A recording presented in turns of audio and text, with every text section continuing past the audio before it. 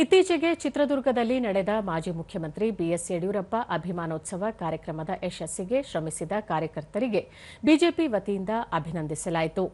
ಬೆಂಗಳೂರಿನಲ್ಲಿ ನಡೆದ ಕಾರ್ಯಕ್ರಮದಲ್ಲಿ ಗೌರವ ಸಲ್ಲಿಸಲಾಯಿತು. ಯಡಿಯೂರಪ್ಪ ಅಭಿಮಾನೋತ್ಸವಕ್ಕೆ ರಾಜ್ಯದ ಮೂಲೆ ಮೂಲೆಗಳಿಂದ ಅಭಿಮಾನಿಗಳು, ಕಾರ್ಯಕರ್ತರು ಜನಸಾಗರದಂತೆ ಆಗಮಿಸಿದ್ದು ಕಾರ್ಯಕ್ರಮವನ್ನು ಯಶಸ್ವಿಗೊಳಿಸಿದ್ದಾರೆ ಎಂದು ಮುಖಂಡರು ಅಭಿಪ್ರಾಯಪಟ್ಟರು. ಪಕ್ಷದ ರಾಜ್ಯಾಧ್ಯಕ್ಷ ಬಿವೈ ವಿಜಯೇಂದ್ರ 2028ರ ರಾಜ್ಯ ವಿಧಾನಸಭಾ ಚುನಾವಣೆಯಲ್ಲಿ ಬಿಜೆಪಿ ಅಧಿಕಾರಕ್ಕೆ ಬರುವುದಕ್ಕೆ ಮೊದಲ ಹೆಜ್ಜೆಯನ್ನು ಯಡಿಯೂರಪ್ಪ ಅವರ ಅಭಿಮಾನೋತ್ಸವದ ಮೂಲಕ ಹಾಕಿದ್ದೇವೆ ಎಂದು ತಿಳಿಸಿದರು.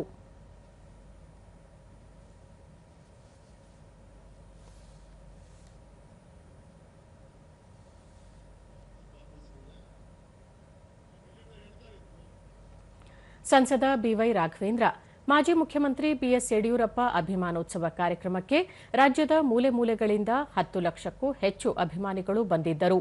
ಕಾರ್ಯಕರ್ತರು ಮತ್ತು ಮುಖಂಡರ ಶ್ರಮದಿಂದ ಅಭಿಮಾನೋತ್ಸವ ಯಶಸ್ವಿಯಾಗಿದೆ ಎಂದು ಹೇಳಿದರು.